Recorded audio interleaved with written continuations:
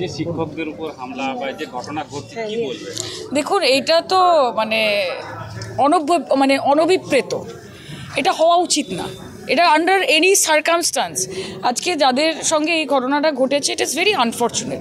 যাদের রুজি রুটি চলে গেছে, যারা যোগ্য প্রার্থী, যাদেরকে ভিকটিম হতে হচ্ছে নানান পলিটিক্সের জন্য, তাদের সঙ্গে এই মুহূর্তে অনেক বেশি সেন্সিটিভলি হ্যান্ডেল করা উচিত আমার মনে হয়। অন্যদিকে আরেকটা আমার মনে হয় যে শিক্ষকদেরকেও এই মুহূর্তে আরেকটুখানি কাম এবং কম্পোজার মেনটেন করা উচিত। এটা অত্যন্ত কঠিন সময়, টেস্টিং দেয়ার পেশেন্স। তারাও যেন প্রতিবাদ করতে গিয়ে ল অ্যান্ড অর্ডার হাতে না নিয়ে নেয়। গতকালের ক্ষেত্রে আমরা দেখেছি যে একটা হিটেড আউটবাস্ট হয়েছে, তার ফলে পুলিশকেও প্রহার করা হয়েছে। ওইটাও যেমন কাম্য নয়, at the same time police প্রশাসন তাদেরকেও কিন্তু অনেক সেন্সিটিভলি হ্যান্ডেল করতে হবে ইস্যুটা। এটা একটা রেগুলার প্রতিবাদ, রেগুলার রাজনৈতিক একটা মিছিল, একটা রাজনৈতিক একটা কিছু হচ্ছে না। এটা একটা সম্পূর্ণ এসএসসিতে যারা যোগ্য চাকরি প্রার্থী, তারা একটা অত্যন্ত কঠিন সময়ের মধ্যে দিয়ে যাচ্ছে।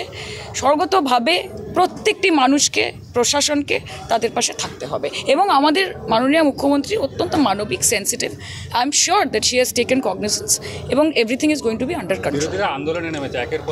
বিরোধীদেরকে নিয়ে আমরা একেবারে চিন্তিত নই, কারণ বিরোধীরা রাজনীতি করতে জানেন, তারা প্রতিহিংসা পরায়ণ, এবং তার পেছনে একটাই কারণ রয়েছে যে একটি দলকে 34 বছর পরে মমতা বন্দ্যোপাধ্যায় রাজনৈতিকভাবে মহাশূন্যে পাঠিয়ে দিয়েছেন এবং অন্য দলকে তিনি পশ্চিমবঙ্গের মাটিতে 1 ইঞ্চি জমি ছাড়ছেন না। কাজে বিরোধী কী বলছে না বলছে সেটা নিয়ে উই আর নট বদার্ড। আমরা যদি কারুর ব্যাপারে চিন্তিত হই তাহলে সেটা হচ্ছে বাংলার মানুষ, এসএসসির যারা চাকরি প্রার্থী তাদেরকে নিয়ে, এবং তাদের জন্য আমাদের মানবিক মুখ্যমন্ত্রী যা যা করার করবেন তিনি আশ্বাস দিয়েছেন, আমরা নিশ্চিত। কঠিন সময় দেখুন, তৃণমূল কংগ্রেস একটা অত্যন্ত সিজেন্ড পলিটিক্যাল পার্টি। আমরা জানি যে সবসময় একই রকম থাকতে পারে না।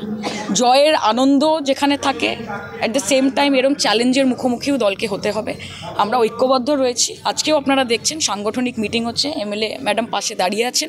আমরা জানি যে মমতা বন্দ্যোপাধ্যায় বাংলার মানুষের পাশে কিভাবে থেকেছেন, এবং বাংলার মানুষ জানে যে 34 বছরে সিপিএম তাদের কি দুর্দশা করেছিল এবং গোটা দেশ জুড়ে বিজেপি কোন একনায়কতন্ত্র চালিয়ে যাচ্ছে। কাজে ভোট বাক্সে মানুষের সমর্থন মমতা বন্দ্যোপাধ্যায়ের প্রতি আছে কি নেই আপনারা 26-এ অবশ্যই দেখতে পাবেন, এবং আমরা সর্বতোভাবে বাংলার মানুষের পাশে আছি, এটুকুই বলতে চাই। Thank you.